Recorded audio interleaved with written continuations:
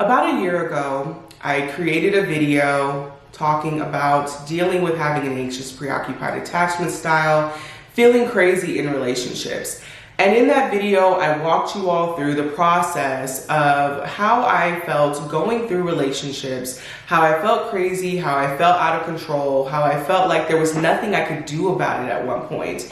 And how I arrived at a place where when I was Googling my symptoms and what was going on with me, I finally found that there was something to name. There was a name to what I was going through, which was anxious preoccupied attachment style. I watched a video on this woman explaining all of the symptoms, watched a few videos actually, and I knew that that's exactly what I was facing.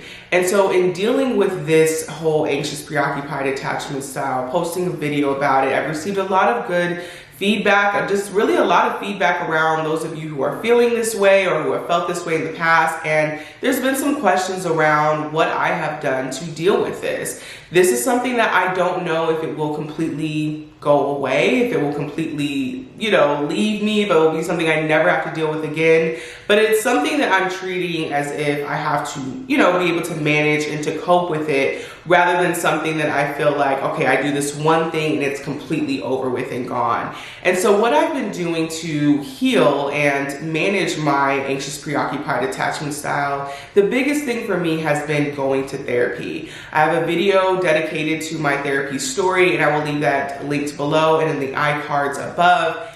And I went to therapy with one of the goals being dealing with this. At the time, I don't know if I can't remember if I knew that it was this attachment style that I was dealing with, but I just knew how I was acting in relationships and how I was feeling and how I was leaving these relationships with no dignity whatsoever was not something that I wanted in my life long term. I wanted to be able to have more sustainable relationships that left me feeling energized rather than depleted, right? And that left me feeling proud rather than feeling ashamed, right? And so going to therapy, one of those goals that I had was to cope with that and to learn how to understand what were the underlying reasons why I was doing some of the things I was doing, what were my triggers, and how could I cope with those triggers and manage them so that I am, like I said, coming out of these relationships feeling more proud rather than feeling all of this shame that I had felt. And so in going to therapy, there was one big exercise that even sticks with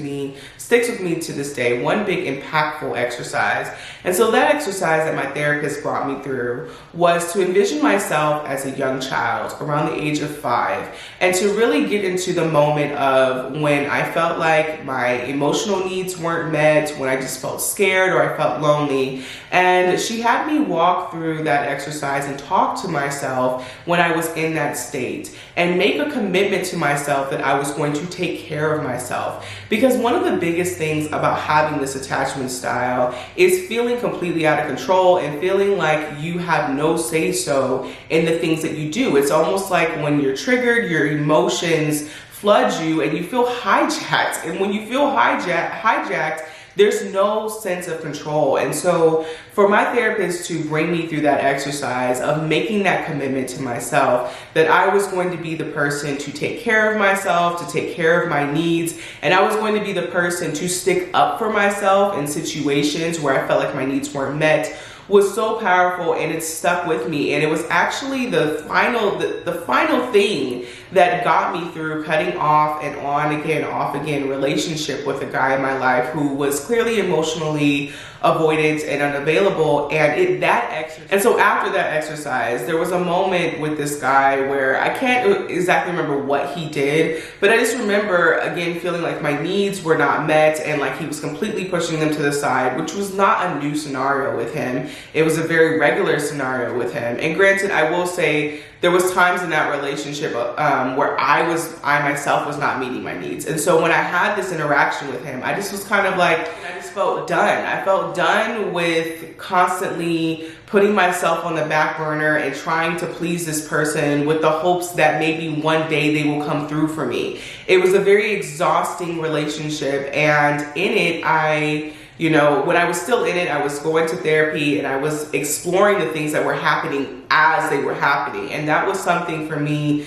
that was very powerful to understand what was going on pretty much right at the moment. There'd be sometimes things that happened the day before I went to therapy. And so having that space of just being able to immerse myself in it and understand it more was so, it was so integral to my growth. And so after doing that exercise and finally being able to walk away from the relationship that I had, you know, I feel super, it's been a few months now since I've walked away from that relationship finally, and I just feel so relieved and so calm about the situation.